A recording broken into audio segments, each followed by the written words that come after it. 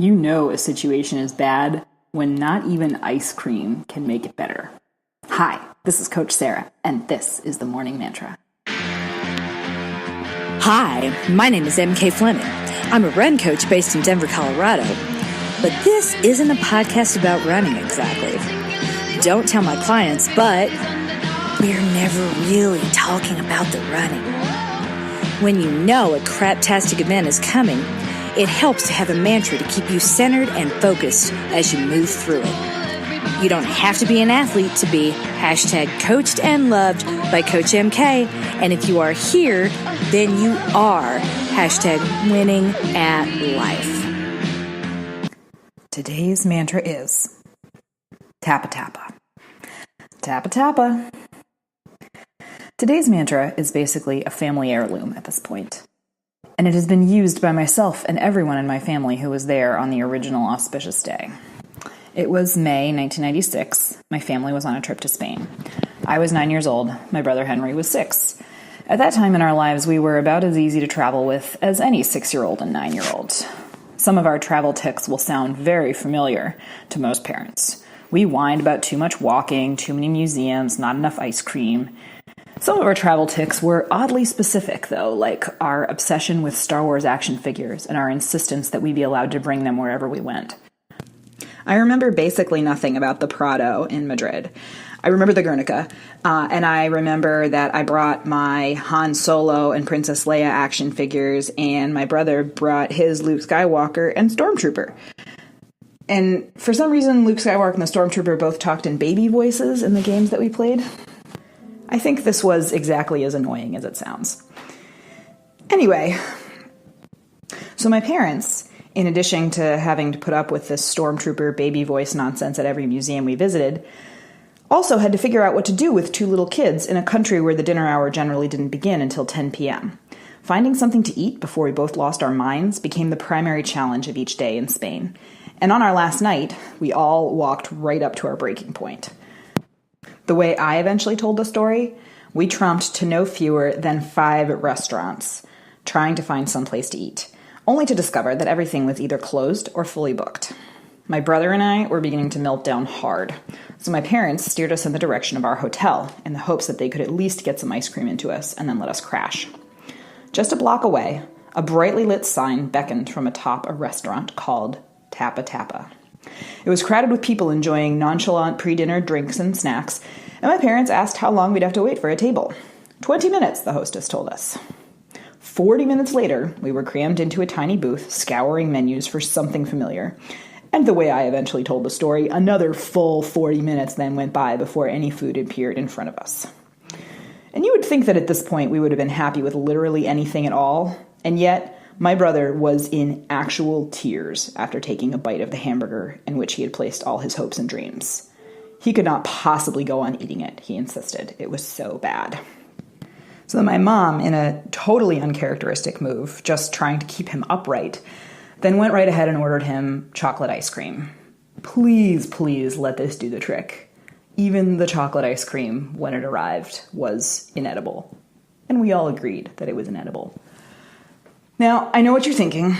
2 pain-in-the-ass kids, some pain-in-the-ass Americans traveling abroad being like, this food is terrible. But let me tell you, this was the year that my family lived in Switzerland, and we traveled all over Europe that year. It was really, really wonderful and exciting, and the entire thing that took us to all these places was the food. We were always excited to try new food.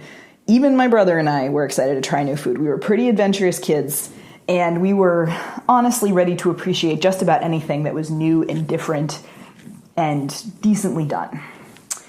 This was honestly so bad that we could all agree that it was so bad. We were like, it was like in that Ellen DeGeneres skit where she talks about how people will say, oh my God, this is terrible. Have you tried that? Oh, you got to have a bite. This is so bad. Here, taste it. It's gross. That was us sitting around this table at this silly little restaurant. And there was something pretty unique about that.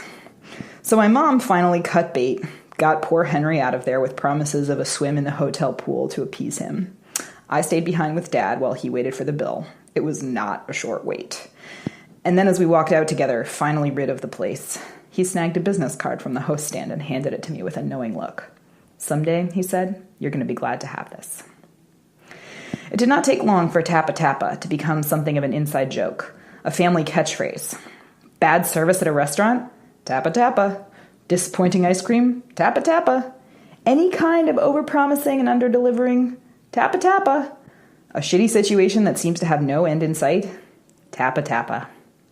Even at the beginning of that evening, when we were turned away from attempted restaurant number 1, Henry and I did not think we would make it another minute without being fed. Hours later, we were still alive. Not happy, but not dying. I think the key to that night becoming a moment that strengthened our family and brought us closer together was that no one made us pretend it didn't suck. It sucked. We were allowed to hate it. And yet, the time passed until it became nothing more than a business card and a mantra. As in, we survived that night at Tapa Tapa. I have the evidence. You are coached, you are loved, and you are winning at life. And you are definitely winning at life if you subscribe to my Nuzzlenut newsletter, follow me on Facebook, or follow me on Instagram. Feel free to do all three. Today's episode is sponsored by Karma Project. There are 37 million vehicles across 19 manufacturers that have been recalled so far for having a deadly Takata airbag. 37 million! Do some good by alerting your friends and family about this recall and earn a $5 reward for checking your own vehicle. Chances are really good you or someone you know has a recalled Takata airbag in their vehicle right now. Both driver and front passenger position airbags are affected. This means that you and your passengers could be at risk of being killed or seriously injured by metal fragments shooting out of your airbag. I check to make sure I'm not affected, and it's important to me that all of you out there are also checking to see whether or not you're safe. All you have to do is take a picture of your license plate, then visit deadlyairbag.com/health. It takes just a minute, and for a limited time, you can get a $5 reward for doing it. Check now at deadlyairbag.com/health.